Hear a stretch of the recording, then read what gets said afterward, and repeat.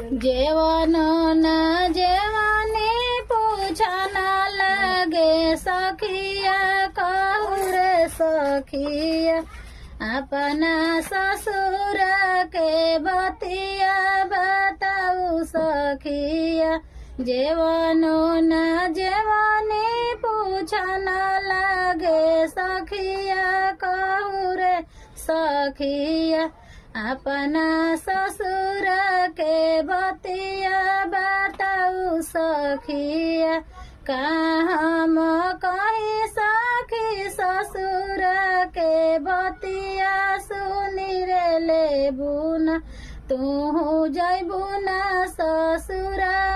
सुनी रे लेबू तू जैबू न ससुरा सुनी रे लेबू सास मारे तनवा ननद मारे बोलियन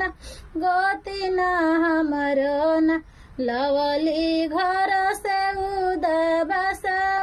गोती न हमरो न सास मारे उदुक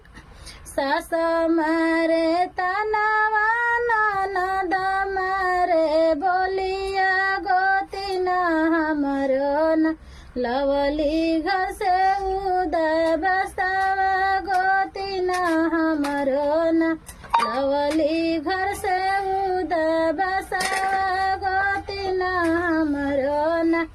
लवली घर से उदबसावा गोती न हमरो न लवली घर से उदबसावा गोती न हमरो न सासू जी के बोलिया सिरवा लगइबो ननद जी के न करबो गहन गवनवा ननद जी के न सासू जी के बोलिया हम सिरवा लगइबो ननद जी के न करबो हम अगहन गवनवा ननद जी के न गोतिन जी के बोलिया अलग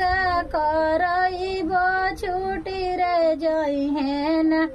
घर वाला उदबसावा छुटी रे जइहेन गोतिन जी के बोलिया अलग करइबो छुटी रे जइहेन घर वाला उदबसावा छुटी रे जइहेन घर वाला उदबसावा छुटी रे जइहेन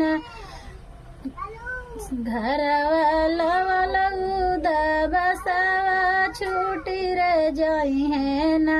जेवनो न जेवनी पूछा न लगी सखिया कहू रे सखिया अपना ससुर के बतिया कहू रे सखिया।